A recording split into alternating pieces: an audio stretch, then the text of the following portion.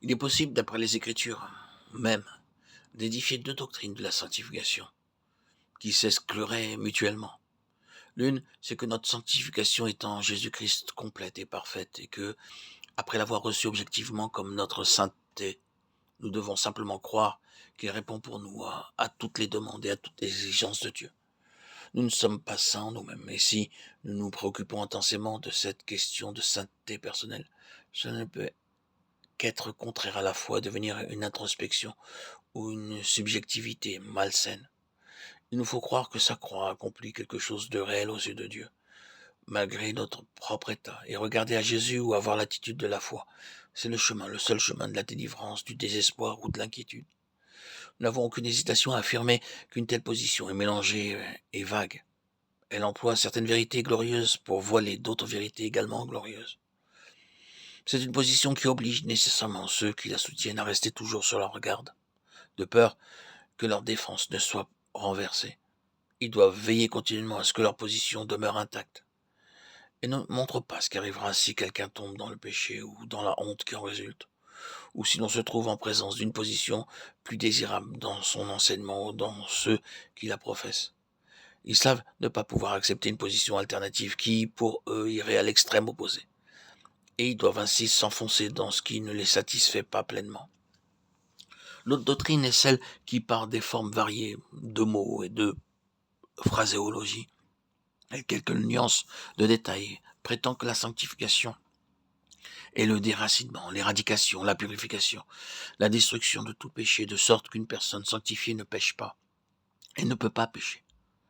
La nature du péché a été entièrement mise de côté pour ceux qui soutiennent cette conception de la sanctification.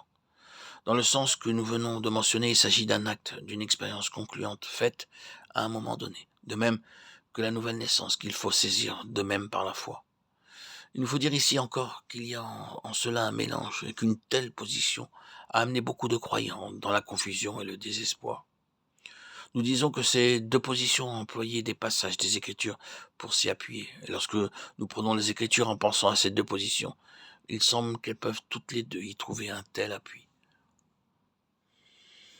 Les passages de l'épître de Jean semblent présenter une contradiction.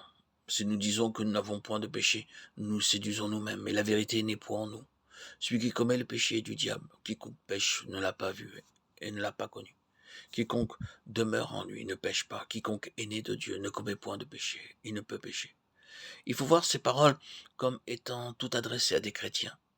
Cela semble être prouvé par le verset 7 du premier chapitre de l'épître de Jean. Si nous marchons dans la lumière, le sang de Jésus, son Fils, nous purifie de tout péché. Ici, nous avons le temps présent actif. Voici donc quelle est la position. Un enfant de Dieu doit marcher dans la lumière, confesser ses péchés, reconnaître son état de péché, et lorsqu'il le fait, le sang continue à le purifier. En même temps, celui qui commet le péché est du diable, et quiconque pêche ne l'a pas vu et ne l'a pas connu. Et cependant encore, en même temps, quiconque est né de Dieu ne commet point de péché, il ne peut pécher.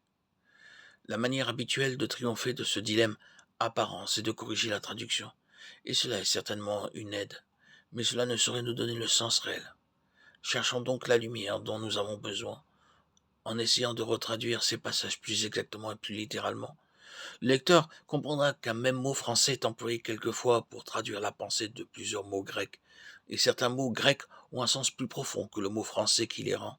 Un Jean de 29, quiconque pratique la justice est né de lui. Un Jean 3,4, quiconque pratique le péché, en grec poneria, rempli de peine et d'efforts pour faire le mal, a des mauvaises intentions. Matthieu 12,39, Luc 11,29. Il pratique aussi l'iniquité. Un Jean 3,6, quiconque demeure en lui ne s'écarte pas du droit chemin. En grec, ne pêche pas. Manquer le but ou le bon chemin. Ou bien quiconque demeure en lui ne manquera pas le but. 1 Jean 3,7, celui qui pratique la justice est juste. 1 Jean 3,9, quiconque est né de Dieu ne pratique pas le péché, ne manque pas le but. Parce que la semence de Dieu demeure en lui, et il ne peut pécher. L'aide qui nous est donnée par la connaissance des termes qui sont réellement employés se trouve principalement dans le mot pratique, qui représente à la fois une marche habituelle et une action présente, toujours présente. Mais tout cela ne résout pas tout le problème.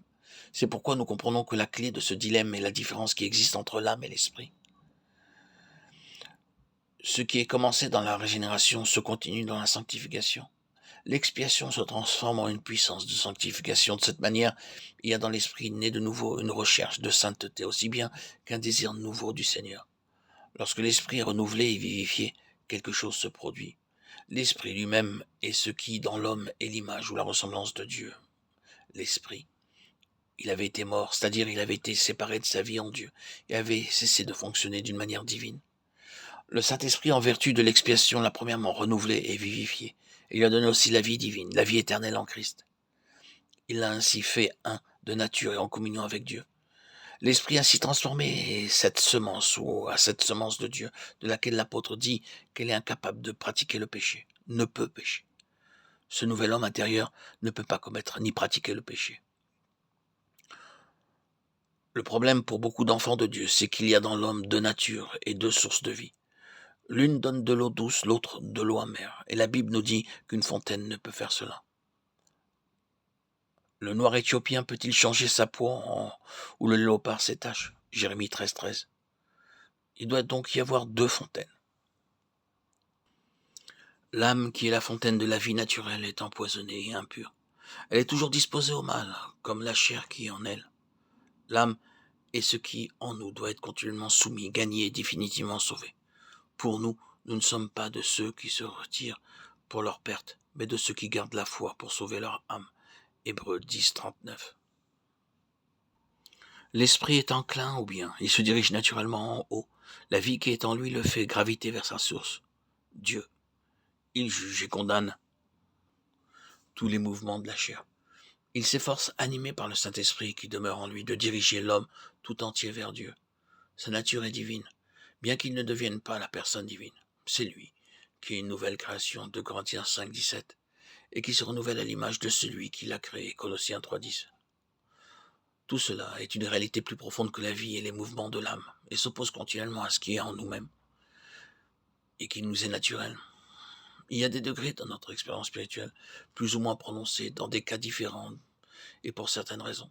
La première phase peut être une joie grande et débordante avec un sens merveilleux d'émancipation. Dans cette phase, l'on parle souvent de choses extravagantes à l'égard de la délivrance totale et de la victoire finale. L'entrée du Saint-Esprit en nous donne souvent un gage de la bénédiction suprême. Il est ce gage, et sa venue dans l'esprit humain est célébrée avec gloire. Il pourra suivre ensuite, et cela arrive souvent une phase durant laquelle le conflit intérieur sera le trait essentiel. Il pourra s'y manifester beaucoup des expériences de Romains 7. Cela nous conduira sous la main du Seigneur à plusieurs autres choses. Premièrement, à la connaissance plus complète de la signification de notre identification avec Christ, comme dans Romains 6. Heureux est l'homme qui aura été enseigné en cela dès le commencement,